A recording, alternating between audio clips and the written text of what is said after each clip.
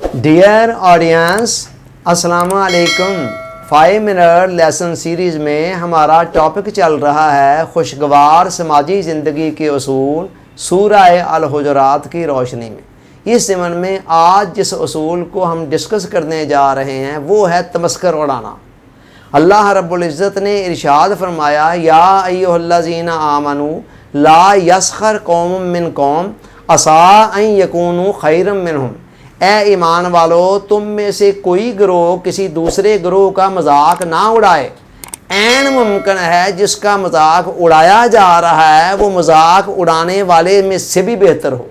انسان کے اندر جو فطری کمزوریاں پائی جاتی ہیں ان میں سے ایک کمزوری، ایک ویک پوائنٹ یہ ہے کہ کسی کی کوئی کمی، کوئی خامی، کوئی عیب سامنے آتا ہے، انسان فوری طور پر لے کر اس کو اچھالنا شروع کر دیتا ہے، دوسروں کے ساتھ بیان کرتا ہے اور جگہ جگہ پر اس کو پھیلاتا ہے۔ اور مقصد کیا ہوتا ہے؟ اس طرح کر کے دوسرا ذلیل ہو رہا ہوتا ہے اور انسان کی انا جو ہے وہ خوش ہو رہی ہوتی ہے، اس کا نفس پھول رہا ہوتا ہے اور انسان نفسیاتی طور پر اپنے آپ کو مطمئن کر رہا ہوتا ہے کہ اس کے اندر یہ کمی، یہ خرابی ہے جو کہ میرے اندر نہیں ہے۔ یعنی اپنے آپ کو نفسیاتی طور پر اس سے برتر ثابت کر کے نفسیات کی سطح پر، ذہن کی سطح پر ایک انجوائے کر رہا ہوتا ہے سچویشن کو۔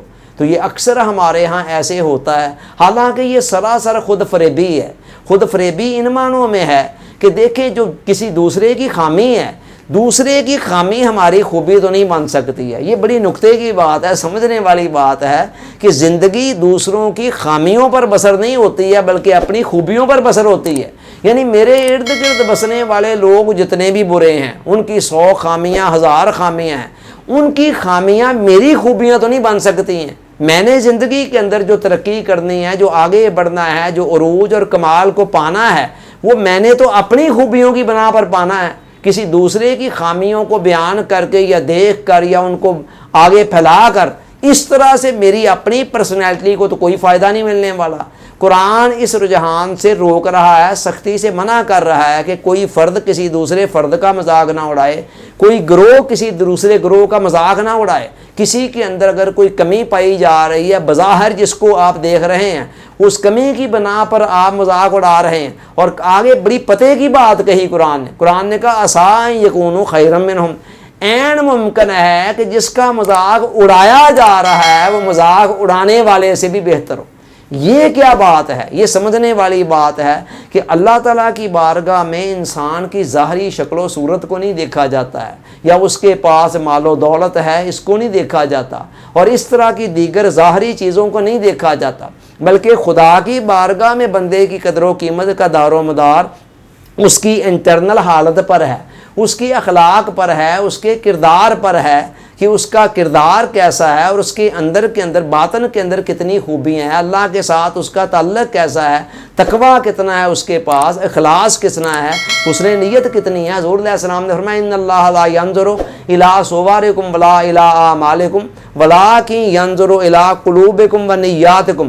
اللہ تعالیٰ نہ تمہاری ظاہری صورتوں کو دیکھتا ہے، نہ تمہارے ظاہری عملوں کو دیکھتا ہے، بلکہ وہ دیکھتا ہے تو یہ دیکھتا ہے کہ تمہارے باطن کے اندر جو دل ہے اس کی کیا کیفیت ہے، اس کے اندر پوشیدہ جو نیتیں ہیں وہ کیسی ہیں۔ اگر نیت حسین ہے انسان کی، دل اس کا خوبصورت ہے، اللہ کی محبت کو لیے ہوئے ہے، تو ظاہری طور پر انسان کا رنگ کالا بھی ہے، اس سے کوئی فرق نہیں پڑتا۔ اللہ تعالیٰ نے باطن کو دیکھنا ہوتا ہے۔ تو لہذا قرآن نے کہا کہ تم کسی ظاہری کمی کی بنا پر جس کا مذاق اڑا رہے ہو، کیا خبر کے اخلاق اور کردار کے اعتبار سے وہ تم سے کتنا اعلیٰ ہے اور اللہ کی بارگاہ میں کتنا محبوب ہے، کتنا پیارا ہے، کتنا اچھا ہے، اور تم اپنے طور پر اسی پہ خوش ہو رہے ہو کہ بس میں نے اس کا مذاق اڑا لیا، اس کی کسی کمی کو بیان کر کے، کسی خامی کو بیان کر کے۔